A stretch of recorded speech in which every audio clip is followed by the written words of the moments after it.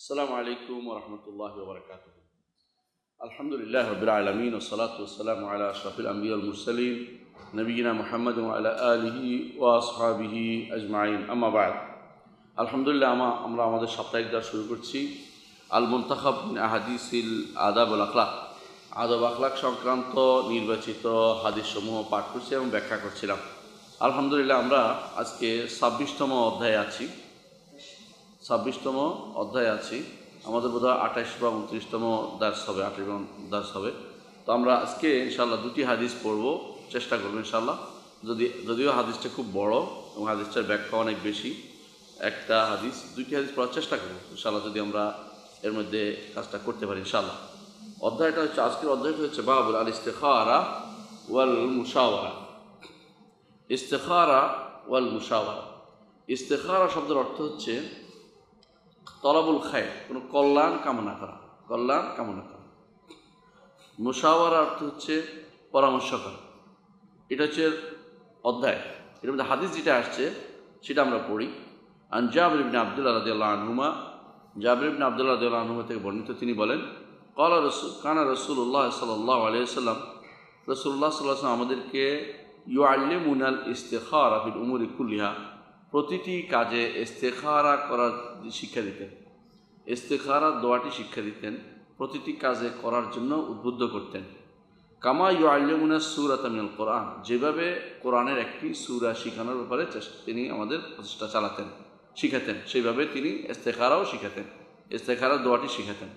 ইয়াকুল, তিনি বলতেন ইজা হাম্মা, রাসূলুল্লাহ সাল্লাল্লাহু আলাইহি ওয়াসাল্লাম বলেছেন, ইজা হাম্মা আহাদুকুম বিল আমরি, তোমাদের কেউ যখন কোনো একটি কাজ করতে চাইবে, ফালইয়ারকা রাকাতাইনি মিন গায়রিল ফারিদা, সে যেন ফরজ ব্যতীত আরও অতিরিক্ত দুই রাকাত সালাত আদায় করে। ফরজ সালাত নয়, অতিরিক্ত নফল বা সুন্নত বা যেটা হোক 2 রাকাত সালাত আদায় করে। তাহিয়াতুল মসজিদ হইতে পারে। তুম্মাল ইয়াকুল, তারপর সে যেন বলে, আল্লাহুম্মা ইন্নী আস্তাগফিরুকা বিইলমিকা, আল্লাহ, আমি আপনার এলমে যে কল্যাণ খায়ের রয়েছে সেটা আমি আপনার কাছে চাচ্ছি। ও আস্তাকদিরুকা বিকুদরাতিকা, আপনার কুদরতের মধ্যে যে ক্ষমতা আছে সে ক্ষমতার কিছু আমি চাচ্ছি, আপনি আমাকে কিছু ক্ষমতা দিন, ক্ষমতাবান করুন। ও আসআলুকা মিন ফাদলিকাল আযীম, আপনার কাছে আমি আপনার বড় দয়া চাচ্ছি, আপনার কাছে বড় দয়া, যে দয়া আপনার কাছে তার থেকে কিছু চাচ্ছি। ফাইন্নাকা তাকদিরু ওয়া লা আকদির, কারণ আপনি জানেন আর আমি জানি না, ওয়া তা'লাম তাকদির ওয়া লা আকদির, আপনি সামর্থ্যবান, আমি সামর্থ্যবান নই। ওয়া তা'লাম ওয়া লা আ'লাম, আপনি জানেন, আমি জানি না। ওয়া আনতা আ'লামুল গুয়ুব, আপনি যাবতীয় গায়েবের বিষয় আপনিই জানেন। এটুকু হচ্ছে ভূমিকা। এরপরে চাওয়াটা, আল্লাহুম্মা ইন কুনতা তা'লাম, আল্লাহ আপনি যদি জানেন, আন্না হাযাল আমরা খায়রুল লি ফি দীনি ওয়া মাআশি ওয়া আকিবাতি আমরি, এই কাজটি বলার সময় মনে মনে আনবেন কোন কাজটি আপনি চাচ্ছেন। ধরেন আপনি একটা ব্যবসা করতে জানছেন, বিয়ে করতে যাবেন, অথবা একটা ভালো কোনো কাজ করতে যাবেন, কোথাও সফর করবেন, এই সমস্ত কাজে বড় যে জিনিসটা খুব গুরুত্বপূর্ণ আপনার কাছে মনে হয়, এটা মনে মনে এটা আনবেন তখন, যে আল্লাহ এই সফরটা, অথবা এই বিয়ে দেওয়াটা, অথবা এইটা এত কিছু দুনিয়াতে পড়াটা, যেগুলো জিনিস কী হবে, খায়রুল লি ফি দীনি, এটা আমার জন্য কল্যাণকর, আমার দিনের মধ্যে, ও মাআশ, আমার জীবিকার মধ্যে, ও আকিবাতু আমরি, আমার সর্বশেষ পরিণাম কি, আখিরাতের ব্যাপারে। আওকাল, অথবা রাসূল বলেছেন, আজিলে আমরি ও আজিলি, আমার দুনিয়া এবং আখিরাতে। ফাকদুর হুলি ও ইয়াসসির হুলি, এটা আমার জন্য যদি ভালো হয় তাহলে আমার জন্য এটা আমার তাকদিরে দিয়ে দেন আমাকে। ওয়া ইয়াসসির হুলি, আমার এটা সহজ করে দেন। সুম্মা বারিক লি ফিহি, তারপর এর মধ্যে বরকত দিন। ওয়া ইন কুনতা তা'লাম, আর যদি আপনি জানেন যে আন্না হাযাল আমরা শাররুল লি ফি দীনি ওয়া মাআশি ওয়া আকিবাতি আমরি, এই কাজটা করাটা বা এই কাজে অগ্রসর হওয়াটা, যে কাজটা আপনি ইচ্ছা করেছেন, এটা আমার জন্য খারাপ। ফি দীনি, আমার দিনদারির ব্যাপারে খারাপ হবে, মাআশি, জীবিকার ব্যাপারে খারাপ হবে, ওয়া আকিবাতি আমরি, আমার সর্বশেষ পরিণতি আখিরাতের ব্যাপারে খারাপ হবে। আও ক্বালা ফি আজিলি আমরি ওয়া আজিলি, অথবা রাসূল বলেছেন ফি আজিলি আমরি, আমার বর্তমান অবস্থা, আজিলি, সর্বশেষ অবস্থায় খারাপ হবে। ফাসরিফহু আন্নি ওয়াসরিফনি আনহু, তাহলে আমাকে তা থেকে দূরে সরিয়ে দেন এবং এইটাকেও আমার থেকে দূরে সরিয়ে দেন। অর্থাৎ যে কাজটা হয় আমাকে দূরে সরিয়ে দেন, না কাজটাকে আমার থেকে দূরে সরিয়ে দেন। ওয়াকদুর লিয়াল খায়ের হাইতু কান, এরপরে যেখানে কল্যাণ আছে সেখানে আমার জন্য কল্যাণ আমার তাকদিরে লিখে দেন, আমার তাকদির অনুসারে সেটা আমাকে বরাদ্দ করে দেন। সুম্মা আরদিনী বিহি, তারপর আমাকে এর উপরে সন্তুষ্ট করুন, মানে আমি যেন সন্তুষ্ট থাকতে পারি। ক্বালা ওয়াইসুম্মি হাজাতাহু, সাহাবী বলেন যে যেখানে আমরা বলছে এই কাজটির জায়গাতে নিজের প্রয়োজনের কথা উল্লেখ করবে, নিজের প্রয়োজনের কথা উল্লেখ করবে। এ হচ্ছে ইস্তেখার। ইস্তেখারার জন্য কি করতে হতে হলে বোঝা গেল, প্রথমত ওযু লাগবে, দ্বিতীয়ত সালাত লাগবে, তৃতীয়ত এই দোয়াটা লাগবে। এই তিনটা জিনিস লাগবে ইস্তেখারার জন্য, এই তিনটা জিনিস অবশ্যই লাগবে। 2 রাকাত নফল সালাত, যে কোনো সালাত হতে পারে, আমরা আলোচনা করব ইনশাআল্লাহ, সেটা আমাদের লাগবে। মনে রাখবেন ইস্তেখারা, অনেকে বলতে পারেন যে ইস্তেখারা করে কী লাভ, তো আল্লাহ তো লিখছে। ইস্তেখারা দোয়ার মতোই তো, দোয়াই তো এটা। দোয়া যেমন আপনার তাকদিরের মধ্যে লেখা আছে এই লোকটি দোয়া করতে সমর্থ হবে, এই জন্য দিচ্ছি। আপনি ইস্তেখারা করতে সমর্থ হলে বুঝবেন যে আপনার তাকদিরে লেখা আছে লোকটি ইস্তেখারা করতে পারবে, এই জন্য লিখে দিচ্ছি। তাকদিরে, আপনার তাকদিরে লেখা আছে যে লোকটি ইস্তেখারা করবে, সেই জন্য আপনিও করতে পারছেন। এই জন্য ইস্তেখারা করাটা আপনার অনেক উপকারী। এমনকি আপনার তাকদিরের মধ্যে আপনি দেখতে পাচ্ছেন এটা খারাপ, ভালোটার দিকে নিয়ে যাবে। যেটা আপনি নির্ধারিত আপনার ভালোটাই আছে, আপনার কাছে খারাপ লেখা নেই, কিন্তু আপনি যখন করতে পারবেন না তখন খারাপ দিকে চলে যাবে, ইস্তেখারা করতে পারবেন না। আর কি উপকার হবে, যে বিপদ আসছে তাতেও উপকার, বিপদ আসেনি এটাতেও উপকার হবে, অগ্রিম উপকার হবে আপনার। আর কি উপকার হবে, যে এর মাধ্যমে আপনি আল্লাহর এক তাকদির থেকে আরেক তাকদিরে গেছেন, বাইরে যেতে পারবেন না, পুরোটাই মুকাদ্দার, ছোট বড় সবার জন্য মুকাদ্দার। এই জন্য ওমর রাদিয়াল্লাহু আনহু একবার যাচ্ছিলেন সিরিয়াতে, তো শুনলেন যে সিরিয়াতে মড়ক লাগছে, মড়ক বুঝেন তো, মহামারী লাগছে। তো তিনি চিন্তা করেন যাবেন কি যাবেন না। এমন সময় একজন আসে বললেন যে আপনি কি পালাচ্ছেন, আপনি কি আল্লাহর তাকদির থেকে পালাচ্ছেন? তো আমির বললেন যে তুমি না বললে ভালো ছিল, তুমি তো বিখ্যাত সাহাবী, তুমি এটা না বললে ভালো ছিল। তো আরেক সাহাবী আগে বললেন যে আমি রাসূলুল্লাহ সাল্লাল্লাহু আলাইহি ওয়াসাল্লামকে বলতে শুনেছি যে কোথাও যদি কোনো মড়ক লাগে সেখানে তোমরা যাবে না, আর কোথাও যদি মড়ক লাগে সেখানে তোমরা পালাবে না, তাহলে আপনি ওখানে না যাওয়ার কথা রসুলের ঘোষণা অনুসারে যাবেন না। তখন ওমর রাদিয়াল্লাহু আনহু বলেছেন নাফিরু মিন কাদারিল্লাহ ইলা কাদারিল্লাহ, আল্লাহর এক তাকদির থেকে আরেক তাকদিরে যাচ্ছি, ওইটাও নির্ধারিত, ওইটাও নির্ধারিত, ওখানে গেলেও নির্ধারিত, যেটা চলে গেল ওইটাও নির্ধারিত আল্লাহ। কারণ আল্লাহ ছাড়া কেউ আমার জন্য আর কিছু নির্ধারণ করে নাই, সব কিছু বান্দার জন্য সবই নির্ধারিত, এদিকে গেলেও নির্ধারিত, ওদিকে গেলেও নির্ধারিত, কিন্তু আমি খুঁজবো কোনটা ভালোটা। উদাহরণ দিয়েছে এরকম, একজন রাখাল, তিনি তার ছাগল নিয়ে বের হয়েছে, এখন তিনি এদিকে গেল, ভালো জায়গায় গেল, ছাগল যেখানে চড়াবেন ভালো জায়গা, ওইটাও আল্লাহর তাকদির, ওইটাও আল্লাহরই জায়গা। এখন খারাপ দেখছেন আপনি, ওইটা জানেন ভালোটা দেখছেন, তাই বলে এটা বলার কোনো কারণ নাই যে দেখে আমি খারাপে যেতে হবে, খারাপ হয়ে মরতে হবে, এটা কোনো কথা না। আপনি দেখছেন ভালোটার দিকে যাবেন, এটা শরীয়তের বিধান। তাহলে বোঝা গেল যে অনেক সময় মানুষ বুঝে না যে কেন আমি তো আল্লাহর তাকদির অনুসারে আল্লাহর ভরসা করে চলে যাবো না, আল্লাহর ভরসাও করবেন, সাথে দোয়াও করবেন, শেষে আল্লাহর কাছে ভালোটাও চাইবেন, কল্যাণেরটাও চাইবেন। এই জন্য আপনি মনে করবেন যে এটা একটা কারণ, ইস্তেখারা একটা কি কারণ, এবং আল্লাহর ভরসা করার একটা সুযোগ, এবং সবসময় চাইবেন আল্লাহ তাআলা যেটা উপকার এটা করবেন, কোনোদিন অপারগ হয়ে যাবেন না।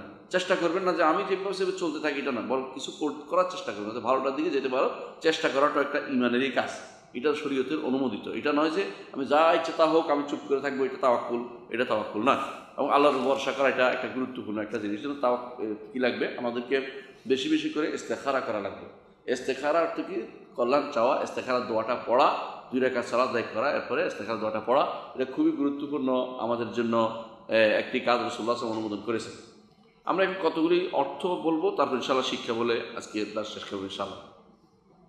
হাদিসটা থেকে আমরা জানলাম যে রাসূলুল্লাহ সাল্লাল্লাহু আলাইহি ওয়াসাল্লাম প্রথমে বলেছেন ইজা হাম্মা আহাদুকুম বিল আমরি, কেউ যদি তোমাদেরকেও কোনো কাজ করতে মনস্থ করছে, বুঝছেন, অর্থাৎ কোনো কাজ করার ইচ্ছা করে, তো এখানে সে বুঝতে পারছে না করবো কি করবো না।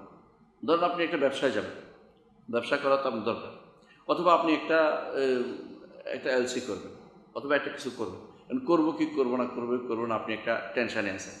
এমত অবস্থায় শরীয়তের বিধান হচ্ছে ইচ্ছা যেহেতু করছে, তো ইচ্ছা 2 প্রকার, একটা হচ্ছে মনে আসছে বুদবুদ আকারে চলে গেছে, এইটা এখানে ধর্তব্য না।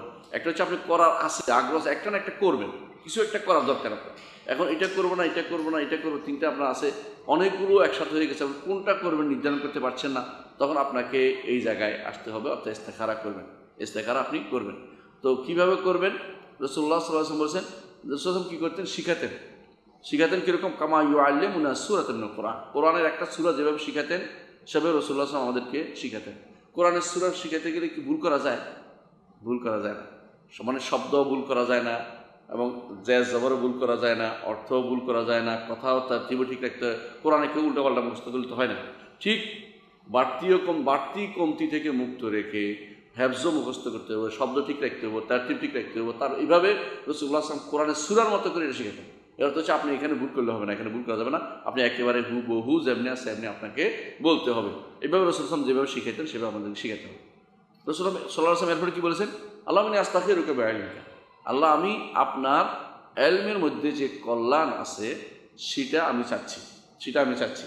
আস্তাগফিরুকা অর্থাৎ আমি কল্যাণটা চাচ্ছি, যে বিষয়ে অর্থাৎ আপনার কাছে তৌফিক চাচ্ছি, হেদায়েত চাচ্ছি, যে ইমানদার দুইটা বিষয় হতে পারে, যে কোনো একটা দুইটার মধ্যে যেটা কল্যাণকর সেটা আমি চাচ্ছি। কারণ আপনি জানেন কোনটা আমার জন্য উপযোগী। এরপর রাসূলুল্লাহ সাল্লাল্লাহু আলাইহি ওয়াসাল্লাম বলেছেন, ও আস্তাগফিরুকা বিকুদরাতিকা, এবং আমি কুদরত চাই, আপনার ক্ষমতা থেকে ক্ষমতা চাই, অর্থাৎ আপনার কাছে চাচ্ছি। দুইটা অর্থ, একটা হচ্ছে আপনার কাছে আমি কাজটি করার জন্য তৌফিক চাচ্ছি, যে করতে পারি, যেন ক্ষমতা আমাকে দেন। আরেকটা অর্থ হতে পারে এটা, যে আপনি এই কাজটির মধ্যে যে কল্যাণ রাখছেন, এই কল্যাণটা পাওয়ার ব্যবস্থাপনা আমাকে করে দিন, অর্থাৎ এটার মধ্যে কল্যাণ দিয়ে দিন, এই কাজটার মধ্যে কল্যাণ দিয়ে দিন, কুদরত দিয়ে দিন, এই কাজটা যে লাহুল খায়রা ফি হাযা, এর মধ্যে কল্যাণটা আপনি পাওয়ার সুযোগ করে দিন আমাকে। তাহলে দুইটা অর্থ এখানে হতে পারে। একটা হচ্ছে কি, যে এই কাজটা করার জন্য ক্ষমতা দিন, একটা হলো এই কাজটার মধ্যে কল্যাণ পাওয়ার ক্ষমতা দিন। দুইটা অর্থ হতে পারে আস্তাগফিরুকা বিকুদরাতিকা। এরপর রাসূলুল্লাহ সাল্লাল্লাহু আলাইহি ওয়াসাল্লাম বলেছেন, ফাইন্নাকা তাকদির ওয়ালা আকদির ওয়া তা'লাম ওয়ালা আ'লাম, আল্লাহ আপনি ক্ষমতাবান, আমি ক্ষমতাবান নই, আপনি জানেন, আমি জানি না। অর্থাৎ ইলম এবং কুদরত কার? একমাত্র আল্লাহ। তিনি যাকে যতটুকু দেন অতটুকু সে বলতে পারে, অতিরিক্ত কেউ কোনো কিছু পাওয়ার আশা করতে পারে না। বন্দা যতটুকু আল্লাহ দিবে, রিজিক দিবে, ইলম দিবে, কুদরত দিবে, অতটুকু করতে পারে। কখনো আপনি হাত তোলা দিতে পারবেন না, আরেকদিন হাত তোলা দিতে পারবেন। কোনোদিন দেখবেন যে আপনি জ্ঞানের কথা বলতে পারছেন, আরেকদিন বলতে পারেন নাই। যে জিনিসটা আল্লাহ না দিলে কেউ পায় না। সুতরাং বোঝা গেল যে ফাইন্নাকা তাকদির ওয়ালা আকদির ওয়া তা'লাম ওয়ালা আ'লাম। এরপর রাসূলুল্লাহ সাল্লাল্লাহু আলাইহি ওয়াসাল্লাম বলছেন, আল্লাহুম্মা ইন কুনতা তা'লামু আন্না হাযাল আমর, আল্লাহ কীভাবে বলতে হবে দোয়াটা, এটা বুদ্ধুর পরে বলতে হবে। এটা আল্লাহ যদি আপনি জানেন যে এই কাজটি, আল্লাহ তো সবই জানেন, এই জাতির পরেরটা বলা হচ্ছে, কোনটা জানেন সেটা আমার জন্য ব্যবস্থা করবেন। এই কাজটির মধ্যে আমার জন্য দুনিয়ার জীবনে দুনিয়া, তিন জিনিসে দুনিয়া এবং আখিরাত, দ্বীনের ক্ষেত্রে, দুনিয়ার ক্ষেত্রে, আখিরাতের ক্ষেত্রে, এটা আমার জন্য কল্যাণকর হবে। তাহলে কি করবেন আপনি আমার জন্য? ফাকদুর হুলি, আল্লাহ এটা আমার জন্য তাকদিরে দিয়ে দেন, সহজ করে দেন আমার জন্য, এটা আমার জন্য। ওয়াসরিফ, আর যদি কোনো দেখেন যে এই জিনিসটা আমার জন্য অকল্যাণকর, তাহলে আমাকে এটা থেকে দুনিয়া কোথাও আমাকে এটার মধ্যে, আমার দুনিয়া অকল্যাণকর, দিনের থেকে দিনের দিক থেকে, দুনিয়ার দিক থেকে, আখেরাতের দিক থেকে আমার থেকে তা সরিয়ে দিন, এবং এইটাকেও আমার থেকে সরিয়ে দিন। দুইটা জিনিস, একটা হলো আমি আগ্রহী হচ্ছি, আর কিছু আমি আগ্রহী হলে আপনি ওইটাকে সরিয়ে, যাতে করে আমি বিপদে না পড়ি। আর দুইটা দিই, অথবা মনটা আমার ঘুরিয়ে দিই, দুইটা হতে পারে। একটা হলো এটার থেকে আমার মন ঘুরিয়ে দিন, একটা হলো আমি আগ্রহী থাকলেও আপনি ওইটাকে আমাকে পাওয়ার ব্যবস্থা করবেন না। দুই জিনিসই আপনি চাচ্ছেন আল্লাহ তাআলার কাছে। তারপর বলছে সুমারদনী বিহি, অনেক সময় মানুষ কোনো কিছু না পাইলে মনের ভিতরে কুচকুচি কষ্ট জাম বের হয়ে যায়। বিশেষ করে যদি কোনো কেউ জাল মারে, দেখবেন যে বড় মাছটা চলে গেল, মাছের জন্য কান্নাকাটি মনের ভিতরে, আফসুস। এটা কিন্তু রেদা বিল কাদার বিপরীত, অর্থাৎ আল্লাহ সন্তুষ্টি, আল্লাহ তাআলার যে ফয়সালা, এর মধ্যে সন্তুষ্টির বিপরীত। বরং আল্লাহ এটা নিশ্চয়ই আল্লাহ তাআলার মধ্যে কল্যাণ রেখেছে, এটা বলতে হবে। নিশ্চয়ই আল্লাহ তাআলার মধ্যে কল্যাণ রেখেছে, হয়তো কল্যাণ রেখেছে বলা যাবে না, বলতে হবে কি নিশ্চয়ই আল্লাহ তাআলার মধ্যে কল্যাণ রেখেছে, এটা বলতে হবে। তো এটা হচ্ছে আমাদের হাদিসটি থেকে আমি কিছু অর্থ বা কিছু ফায়দা উল্লেখ করবো ইনশাআল্লাহ। এরপর ইনশাআল্লাহ আমাদের দর্শটা শেষ হবে।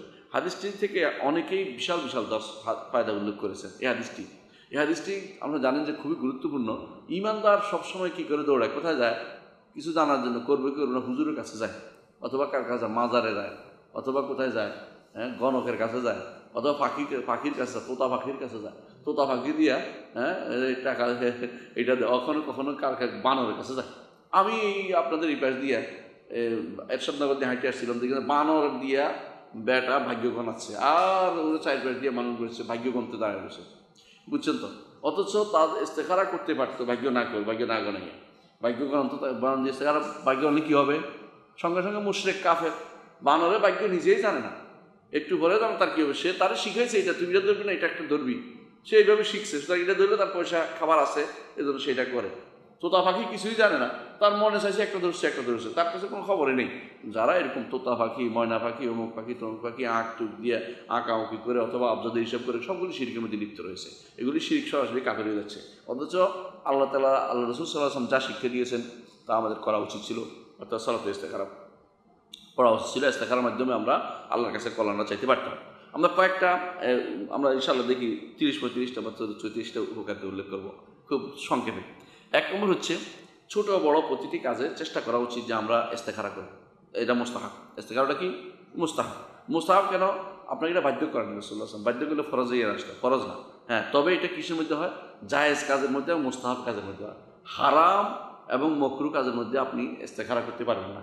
হ্যাঁ, অমুক মেয়ের লগে লাইন লাগাবো কিনা, নাউজুবিল্লাহ, অমুক ছেলে মেয়ের দিকে তাকাবো কিনা, ওই সমস্ত জিনিস হবে না। আমি বুঝাতে চাচ্ছি ইয়াং জেনারেশনের সামনে, এই জন্য যে বুঝা গেছে হারামের মধ্যে অথবা মাকরুর মধ্যে কোনো ইস্তেখারা নেই। ইস্তেখারা হবে কিসের মধ্যে? মুস্তাহাবের মধ্যে এবং মুবাহ কাজের মধ্যে, জায়েজ কাজের মধ্যে। আর যেটা ফরজ কাজ আছে, যেটা করতেই হয়, এইটার মধ্যে ইস্তেখারা নাই। কেন? আপনার নামাজ পড়তেই হবে। হ্যাঁ, আমি বের হবো কিনা নামাজের জন্য, পুলিশে ধরবে কিনা বা আমাকে এয়ার ধরবে কিনা, কোনো রাস্তার মধ্যে কোনো ডাকাতি ধরবে কিনা, সেটা আলাদা মাসালা, কিন্তু আপনার নামাজ তো পড়তেই হবে। সেখানে কোনো ইস্তেখারা নাই। ফরজ নামাজের মধ্যে ইস্তেখারা এখানে নাই। ফরজ কাজের মধ্যে, ফরজ কাজের যাওয়ার ক্ষেত্রে আছে কি আমি কি ওখানে যেয়ে করবো না এখানে করবো, এটা করতে পারবেন ইচ্ছা করলে। অথবা আমি এই মুহূর্তে এই সময় উমরা গেলে ভালো হবে না, পরে গেলে উমরা গেলে এটা করতে পারবেন। কিন্তু আপনাকে উমরা করবো কি করবো না এটা নয়। উমরা তো এটা শরীয়তের অনুমতির জিনিসে, হ্যাঁ, ফরজ হজ অনুমতি, এখানে আর ইস্তেখারার কিছু নেই। এই সময় যাবো কিনা এটার জন্য করতে পারবেন, এই সময় যাওয়ার বিষয়টা।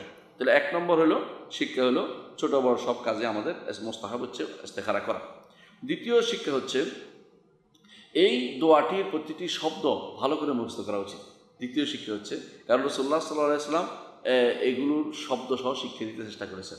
যেভাবে কোরআনের আয়াত শিক্ষা, হাদিস শিক্ষা দিয়েছেন, কোরআন আয়াত শিক্ষা দিয়েছেন, এখানে বলছেন যে কামা ইউআল্লিমুনাস সূরা, সূরা যেমন কোরআনের সূরা যেমন শিক্ষা দিতেন, এই ইস্তেখারার দোয়াটারও একদম শব্দ সহ আমাদেরকে তিনি শিক্ষা দিতেন, অন্য কোনো শব্দ আনা যাবে না। 3 নম্বর শিক্ষা হচ্ছে, রাসূলুল্লাহ সাল্লাল্লাহু আলাইহি ওয়াসাল্লাম তার উম্মতের প্রতি অত্যন্ত দরদি ছিলেন। এই জন্য উম্মতের কোনটা উপকার হবে দিন দুনিয়াতে ব্যাপারে তিনি সবসময় সচেতন ছিলেন, সেটা তিনি মানুষকে শিক্ষা দিয়েছেন। 4 নম্বর শিক্ষা হচ্ছে, আল্লাহ তাআলা বান্দার কাছে আল্লাহ তাআলার কাছে বান্দার তার ছোট বড় সব কিছু তুলে ধরবে, তার উপরে ভরসা করবে। এবং সে যদি ভরসা না করে তাহলে আল্লাহ তাআলা কী হয়? নাখুশ হন। আর বান্দা কেউর উপরে বেশি ভরসা করলে আমারও বিপদে ফেলাস, তোর কাম তুই কর। কিন্তু আল্লাহ তাআলা হচ্ছে খুশি হন যখন কেউ তার উপরে ভরসা করে, তার উপর ভরসা করে। সব কিছু আল্লাহর কাছে চাইতে হবে, এটাই আমাদেরকে এখানে শিক্ষা দেওয়া হয়েছে। 5 নম্বর শিক্ষা হচ্ছে যে খারাপ জিনিসটাও আল্লাহ তাআলার তাকদির, মুকাদ্দার। কারণ এখানে বলা হয়েছে আপনি যারা জানেন যে এর মধ্যে খারাপই আছে, এরা তো খারাপও আল্লাহ তাআলাই নির্ধারণ করেন। আল্লাহ তাআলা নির্ধারণ, অনেকে যেটা বলে যে আল্লাহ তাআলা খারাপ নির্ধারণ করেন, এটা ঠিক না, আল্লাহ নির্ধারণ করেন। তবে আমরা খারাপ থেকে আল্লাহকে সবসময় আশ্রয় চাই এবং আল্লাহর কাছে বলবো আপনি ব্যতীত কেউ খারাপ থেকে আশ্রয় দিতে পারবে না, খারাপ থেকে বাঁচাতে পারবে না, এটা আমরা সবসময় বলবো। 6 নম্বর শিক্ষা হচ্ছে ঈমানদারের কলব সবসময় আল্লাহর সাথে সম্পৃক্ত করবে সবসময়। এই জন্য ভালো কাজে, নামাজ সালাতে যেমন হয়, তেমনিভাবে আপনি ব্যবসার সময় আল্লাহর সাথে সম্পৃক্ত করবেন অন্তরটা, যে আল্লাহ যেন আমার ব্যবসা বরকত দেয়, ব্যবসা যেন শান্তি হয়, এটা যেন আল্লাহর কাছে একটা ইস্তেখারা করি, অন্তরটা আল্লাহর সাথে সম্পৃক্ত করে নিলেন। 7 নম্বর শিক্ষা হচ্ছে যে ব্যক্তি ইস্তেখারা করবে তার অন্তরের মধ্যে ইস্তেখারার পরে অনেক সময় কি হয়, অনেক সময় অন্তরটা প্রশান্তি লাভ করে, প্রশান্তি আসে যে কাজটা ওদিকে যেতে পারেন, অথবা সহজ করে দেওয়া হয়েছে ওদিকে যেতে পারেন, অথবা কিন্তু একটা কাজ করা যাবে না, সেটা কি আগে থেকে একটা মনের মধ্যে আছে একেবারে কঠিনভাবে এইটা, কিন্তু এখন আমি ইস্তেখারা করার কারণে মন খারাপ হয়ে যাচ্ছে, অন্যদিকে চলে যাচ্ছে, তাহলে বোঝা গেল যে আপনার আগেরটা আগে যেতে পারবেন না, মানে আগেরটা থেকে যেটা অন্যদিকে চলে গেছে ওইটা তার নিতে পারবেন না, এ হচ্ছে কিছু ফজিলতের কথা শেখ উল্লেখ করেছেন। আমি আরেক কিছু ফজিলতের কথা উল্লেখ করতে চাই, এখানে কিছু উপকারিতা আছে হাদিসের মধ্যে। 1 নম্বর হাদিস, 8 নম্বর যে শিক্ষা সেটা হচ্ছে যে মানুষ ওই সময় শুধু এটা করবে যে সময় কোনো কাজটা তার একেবারেই, এই সময় শুধু ইস্তেখারাটা করবে যে সময় কাজটা করার জন্য সে আগ্রহী, যে আগ্রহ না আসা পর্যন্ত এইটা আছে এটা আছে ওইটা আছে ইস্তেখারার দরকার নেই, নিজে করবে এইরকম আছে। কারণ অন্য একটা হাদিসে আসছে ইজা আরাদ যখন বন্দা চাইবে, এখানে আছে হাম্মা। তাহলে হাম দুই প্রকার, হাম অর্থ হলো মানুষের মনের ভিতরে জাগ্রত দুই প্রকার। একটা হচ্ছে অন্তরে আসছে কিন্তু কাজের পরিণত করে নেই, আর অন্তরে আসছে এটা কাজের দিকে যাচ্ছে, ওই সময় শুধুমাত্র এই ইস্তেখারাটা আপনি করবেন। আচ্ছা, তো আরেকটি শিক্ষা 9 নম্বর শিক্ষা হচ্ছে যে মনের ভিতরে যদি কোনো আসে, যেটা আমরা বললাম একটু আগেই, যে আমার মনের ভিতরে অনেক কিছুই আসছে, সবগুলোতে ইস্তেখারা জরুরি না। 10 নম্বর শিক্ষা হচ্ছে যে 10 নম্বর শিক্ষা হচ্ছে কোনো কিছু কল্যাণকর বিবেচনা করে খুঁজে, মানুষ তো অনেক কিছুই খোঁজে হারামের মধ্যে বা অকল্যাণকর জিনিসে, অকল্যাণকর আপনি বুঝতে পারছেন স্পষ্ট, সেখানে স্পষ্ট যেটা বোঝা যায় সেখানে কোনো রকমের ইস্তেখারার প্রয়োজন নাই, বা সেটা ইস্তেখারা করবেন না। আচ্ছা, এটা হলো 10 নম্বর। 11 নম্বর হচ্ছে যে রাসূলুল্লাহ সাল্লাল্লাহু আলাইহি ওয়াসাল্লাম সাহাবায়ে কেরামকে তা শিক্ষা দিতেন। বোঝা গেল রাসূলুল্লাহ সাল্লাল্লাহু আলাইহি ওয়াসাল্লাম সাহাবায়ে কেরামকে কি শিখাইতেন? কোরআনের সূরা শিখাইতেন। অনেকে হয়তো বলতে পারে যে কোরআনের সূরা যে রাসূলুল্লাহ সাল্লাল্লাহু আলাইহি ওয়াসাল্লাম সাহাবায়ে কেরামকে শিখে দলিল কি? বলতে এই হাদিস কামা ইউআল্লিমুনা সূরাতুল কোরআন। তো দেখা গেল রাসূলুল্লাহ সাল্লাল্লাহু আলাইহি ওয়াসাল্লাম সাহাবায়ে কেরামকে কোরআনের সূরা শিক্ষা দিতেন। এই জন্য যে কেউ কোরআনের সূরা শিক্ষা দেওয়ার কাজ করবে সে রাসূলুল্লাহ সাল্লাল্লাহু আলাইহি ওয়াসাল্লামের কাজই করলো, রাসূলুল্লাহ সাল্লাল্লাহু আলাইহি ওয়াসাল্লামের কাজই করলো। 12 নম্বর যে শিক্ষা সেটা হচ্ছে যে রাসূলুল্লাহ সাল্লাল্লাহু আলাইহি ওয়াসাল্লাম চাইতেন সাহাবায়ে কেরামকে সবসময় জিকির শিক্ষা দিতে, আজকারগুলি সকাল বিকালে জিকির, এবং কি সালাতের পরে জিকির, এমনকি বিপদ আপদে জিকির, এমনকি রাসূল সাল্লাল্লাহু আলাইহি ওয়াসাল্লাম শিক্ষা দিয়ে চাইতেন একটা মানুষ কি করবে, কোন কাজে অগ্রসর হবে সেটা জিকির রাসূলুল্লাহ সাল্লাল্লাহু আলাইহি ওয়াসাল্লাম সাহাবায়ে কেরামকে শিক্ষা দিতেন। এর মাধ্যমে ইলমের প্রচার প্রসারের ব্যাপারে রাসূলুল্লাহ সাল্লাল্লাহু আলাইহি ওয়াসাল্লাম সবসময় সময় দিতেন। আমাদেরও ইলমের প্রচার প্রসারে আমাদেরকে সময় দেওয়া উচিত, প্রত্যেকটি মানুষের এই কাজটা বেশি করা উচিত। 13 নম্বর শিক্ষা হচ্ছে সালাতুল ইস্তেখারা 2 রাকাত। এখানে আছে ফালিয়া রাকাতাইন, এর অর্থ সালাতুল ইস্তেখারা কয় রাকাত? 2 রাকাত। আচ্ছা, এই 2 রাকাত কিন্তু আপনি হয়তো বলতে পারেন যে এই 2 রাকাত যে ফরজ নামাজ পড়লে হবে না, মিন গায়রিল ফরিদা বলে দিয়েছে, ফরজ না। কিন্তু বুঝলো, ফরজ সালাতের মধ্যে 2-3টার উদ্দেশ্য থাকতে পারে না। ফরজ সালাত আল্লাহর জন্য একান্ত হবে। অনেক সময় আমরা বলি যে ফরজ সালাতে আমার এটা উদ্দেশ্য, এটা ঠিক নয়। ফরজের মধ্যে একটাই উদ্দেশ্য থাকে, আর নফলের মধ্যে অনেকগুলো উদ্দেশ্য থাকতে পারে। একজন মানুষ মসজিদে ঢুকে 2 রাকাত নামাজ পড়ছে, সালাতুত তাহিয়া 2 রাকাত সুন্নতের ভিতরে আদায় হতে পারে, কিন্তু ফরজের ভিতরে এটা আদায় হবে, ফরজটা ফরজে আদায় হবে, অতিরিক্ত জিনিসটা তার সওয়াবের ভিতরে লেখা হবে, আলাদা। যদি সে সময় না পাবে অন্য সময় পড়তো সেটা আলাদা। তাহলে আমরা বুঝতে পারছেন যে অবশ্যই কি লাগবে, যে বাস্তব না। 14 নম্বর শিক্ষা হলো অবশ্যই কিটা হতে হবে, নফল হতে হবে। তো নফলটা কি হইতে পারবে?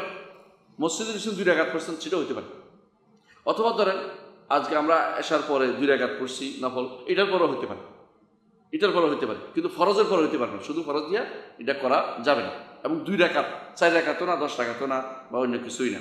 আচ্ছা, 15 নম্বর শিক্ষা হচ্ছে যে এখানে ওই সলাতের আগে মনে থাকতে হবে যে আমি এটার পরে ইস্তেখারা করবো। মানে আপনি যখন 2 রাকাত নামাজ পড়তেছেন, এটা যে কোনো সুন্নত নামাজ আগে মনে রাখতে হবে যে এইটার পরে আমি ইস্তেখারা করবো। যদি এটা মনে না থাকে, নামাজের পরে মনে হয় যে ইস্তেখারা করবো, তো আরও 2 রাকাত করতে হবে, কারণ এটা তো আপনার নিয়ত ছিল না। এদের নিয়তের জন্য 2 রাকাত করে তারপর আলাদা করতে হবে। এটা হলো শিক্ষা। আর 16 নম্বর শিক্ষা হচ্ছে এখানে অনেকে মনে করে অমুক সূরা লাগবে, কোনো সূরা নির্ধারিত নেই, যে কোনো সূরা আপনি পড়তে পারবেন, রাসূলুল্লাহ সাল্লাল্লাহু আলাইহি ওয়াসাল্লাম নির্ধারণ করেন নাই, সুতরাং এই অমুক সূরা লাগবে না। আচ্ছা, 17 নম্বর শিক্ষা হচ্ছে যে এই দোয়াটা হবে সালামের পরে, সালামের আগে নয়। কারণ অনেক দোয়া আছে সালামের আগে করা যায়, কিন্তু এটা হবে সালামের পরে, সালামের পরে এই দোয়াটা পড়তে হবে। কারণ রাসূলুল্লাহ সাল্লাল্লাহু আলাইহি ওয়াসাল্লাম সালামের পরে বলছে বাদাল ফরিদা, অর্থ হলো রাকাতাইন সুম্মা, তারপর যেন বলে, এর অর্থ হচ্ছে সালামের ভিতরে নয়, সালামের মাঝখানে। অনেক দোয়া আছে সালামের আগে করা যায়, সেটা করা যাবে না। তো 17 নম্বর। এটা 18 নম্বর হচ্ছে যে এই হাদিসে বুঝাইলো যে বান্দার দুর্বলতা অনেক বেশি, বান্দার ইলমেরও অনেক কমতি রয়েছে, বান্দা অনেক কিছুই জানে না, অনেক কিছু তার ইলমের অভাব রয়েছে।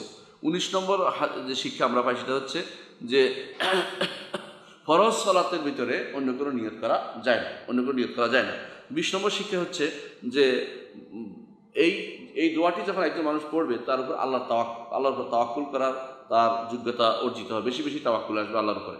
21 নম্বর শিক্ষা হচ্ছে আল্লাহর আজমতের কথা মনে হবে, তিনি মহান, তিনি সব কিছু জানেন, তার ক্ষমতা কত বড় এটা এর স্বীকৃতি দেওয়া হচ্ছে। এটা মানুষের অন্তরের ভিতরে আসবে যে তিনি যদি না জানান আমি কিছুই করতে পারবো না। সুতরাং এটা তার আজমত, আল্লাহর আজমতের উপর প্রমাণ বহন করে। 22 নম্বর হচ্ছে এখানে দুইটি সিফাতের কথা বলা হয়েছে, একটা হলো ইলম, একটা হলো কুদরত। আল্লাহ তাআলা দুইটি সিফাতকে আমরা মনে করি ব্যাপক সিফাতের অংশ।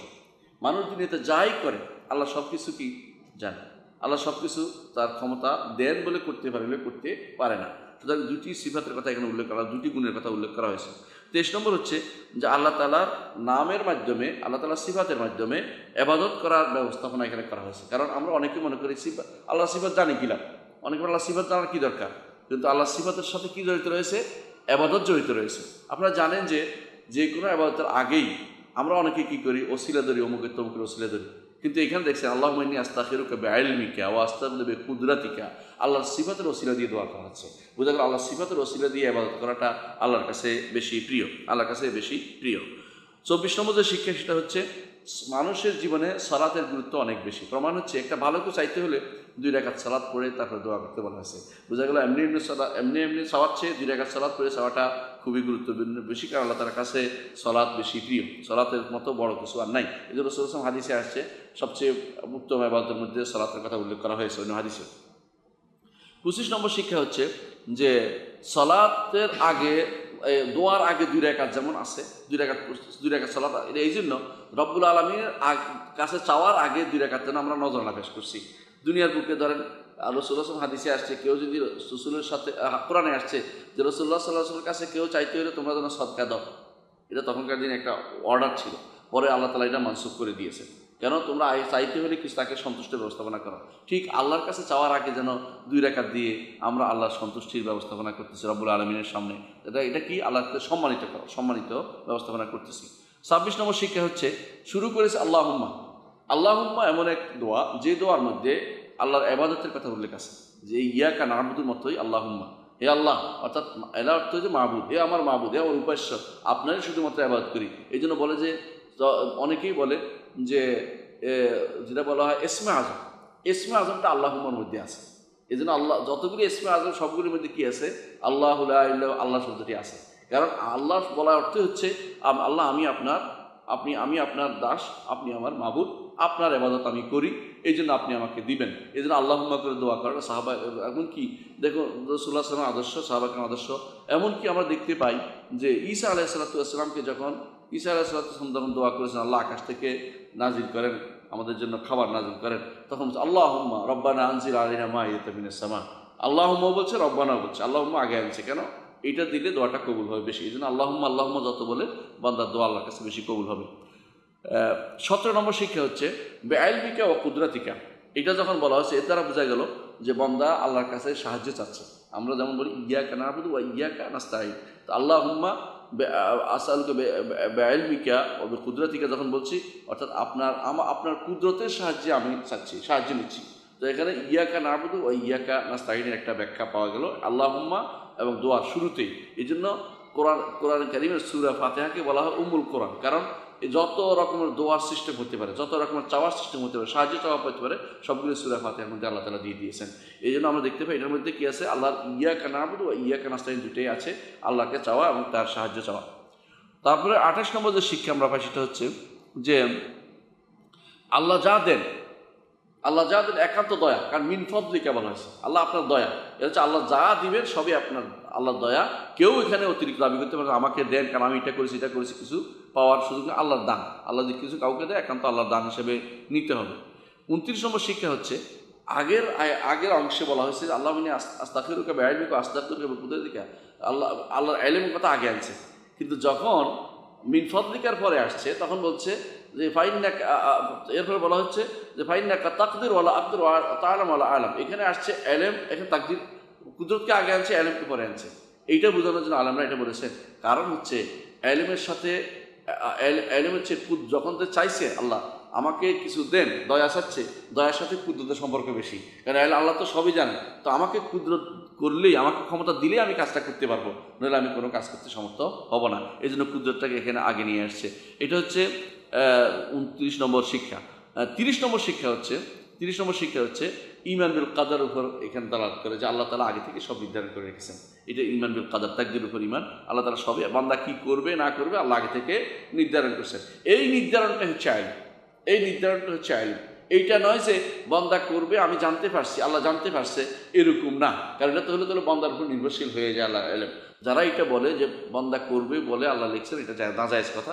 বলতে হবে কি, আল্লাহ নির্ধারণ করেছেন আমি এটা করব, আমি এটা করবো, আমি আজকে এখানে দাঁড়াতে বসবো, আপনারা সামনে থাকবেন, এটা আল্লাহ নির্ধারণ করেছে, এই জন্য আমি আছি। এই নয় যে আল্লাহ আমি আসবো বলে আল্লাহ লিখে রাখছেন, এটা বলা যাবে না, উল্টা কথা বলা যাবে না, নাউজুবিল্লাহ। এটা অনেকেই না বলে থাকে, না বুঝে বলে থাকে। আল্লাহ তাদের হেদায়েত দান করুন। আরেকটি শিক্ষা হচ্ছে, একটি সময় শিক্ষা, ইনশাআল্লাহ আমরা শেষ করে ফেলবো কিছুক্ষণের মধ্যেই, যে এই হাদিস দ্বারা বোঝা গেল যে কোনো কিছু বান্দা কল্যাণ পেতে হলে তিনটা জিনিস লাগে। কয়টা? তিনটা জিনিস। এক নম্বর হচ্ছে আল্লাহ তার জন্য এই কল্যাণটা মোকাদ্দার রাখতে হবে, অর্থাৎ আল্লাহ লিখছে যে আমি এটা আল্লাহ তাআলা নির্ধারণ করে দিয়েছেন এটা আমি করব, আর লিখতে হবে। আরেকটা হচ্ছে আল্লাহ এই কল্যাণটাকে লিখছেন অথবা আমার জন্য কল্যাণটা লিখছেন, একই কথা, কিন্তু ঘুরে বলতেছে কেন, হাদিসে দুই রকম আসছে, এই জন্য দুই রকম আসছে। এই জন্য এক বলা হয়েছে কি যে ফাকদুর হুলি হাদিসটা হচ্ছে ফাকদুর হুলি ওয়াসরলি ওবারিক লিফি, তিনটা কথা বলা হয়েছে এখানে। তাহলে বোঝা গেল যে কল্যাণের কাজটা আল্লাহ আমার জন্য লিখছেন, কল্যাণটা আমার জন্য লিখছেন, আমি কল্যাণের জন্য আল্লাহ নির্ধারণ করেছেন। এই দুইটা বলতে হবে একসাথে।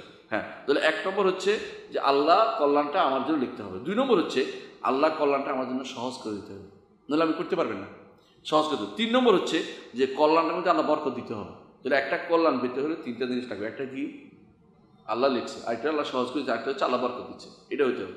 আর একটা অকল্যাণ থেকে মুক্তির জন্য হাদিসে তিনটা কথা বলা হয়েছে, এটাও দেখেন।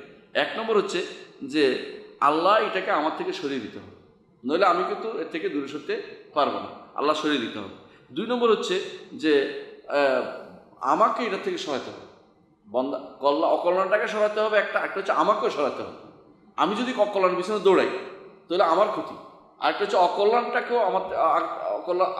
অকল্যাণটাকে আমার থেকে সরাতে হবে, আমাকে অকল্যাণ থেকে সরাতে হবে। দুই দিকে আমাকে সরাই দিতে হবে, এই দুইটা জিনিস লাগবে। আর তিন নম্বর হচ্ছে যে এরপরে কোথায় কল্যাণ আছে এই ব্যবস্থাপনা আল্লাহ আমাকে করে দিবে, কারণ বান্দা তো খালি থাকবে না, কিছু না কিছু করবে। সুতরাং এই অকল্যাণ থেকে মুক্তির জন্য এই তিনটা জিনিস জরুরি। আচ্ছা, এটা হলো 32 নম্বর শিক্ষা। 33 নম্বর শিক্ষা হচ্ছে আল্লাহর ফয়সালাতে আমাদের সন্তুষ্ট থাকতে হবে। আল্লাহ যে এই জন্য হাদিসের শেষে বলা হয়েছে সুমারদিন ইবি, আল্লাহ যেটা আপনি ফয়সালা করবেন এটা আমাকে আপনি সন্তুষ্ট করে দেন, অন্তরটা সন্তুষ্ট করে দেন। আর সর্বশেষ বা 34 নম্বর শিক্ষা হচ্ছে যে বান্দা কোনো কাজে ইস্তেখারা করার পরেও, অনেকে আমাকে প্রশ্ন করে যে আমি ইস্তেখারা করেছি, ইস্তেখারা করার পরেও বিয়ে করলাম, তারপর তালাক হয়ে গেল, তো কেমন হলো? বুঝতে হবে এটার মধ্যে খোলা আছে, আপনি বুঝেন না এই তালাকের মধ্যে খোলা আছে, কারণ এর মাধ্যমে আল্লাহ হয়তো চেয়েছেন এর চেয়ে কোনো খারাপজনক জিনিস থেকে আপনাকে বাঁচিয়েছেন, বড় ধরনের কিছু। এবং আপনি যে কদিন জীবন যাপন করেছেন এর সাথে, এই স্ত্রীর সাথে, এইটাও হয়তো কল্যাণ আছে, এরপর হয়তো কল্যাণ নাই, আল্লাহ এটাকে আলাদা করে দিয়েছে। সুতরাং আপনি এটা মনে করবেন না যে কেন ইস্তেখারার পরে এটা হলো, ইস্তেখারার পরে যেটাই হবে এটার উপর আপনার সন্তুষ্ট থাকা উচিত। কোনোভাবে বলবেন না ইস্তেখারা পড়লাম, ইস্তেখারা করলাম, এটা কেন হলো, এটা বলবেন না, কারণ এটার মধ্যে কল্যাণ রয়েছে। আপনি আল্লাহ নির্দেশ পালন করেছেন, ইবাদত করেছেন, আল্লাহর কাছে চেয়েছে, আল্লাহ দিয়েছে, এরপরে আপনি আর সন্দেহ করতে পারবেন না যে কেন এটা হলো, এটা যেন আর কোনোদিন না বলা। তাহলে আমরা দেখতে পেলাম যে এই হাদিসটি খুবই গুরুত্বপূর্ণ, এই হাদিসটি আমলের জন্য খুবই গুরুত্বপূর্ণ এবং ইমানের সাথে সম্পৃক্ত, তা ইমান বিল কাদের সাথে সম্পৃক্ত এবং আল্লাহর সিফাতের সাথে সম্পৃক্ত, ইমান বিল রুবিয়তের সম্পৃক্ত, উলুহিয়তের সাথে সম্পৃক্ত এবং ইমান বিল আসমা সিফাতের সম্পৃক্ত।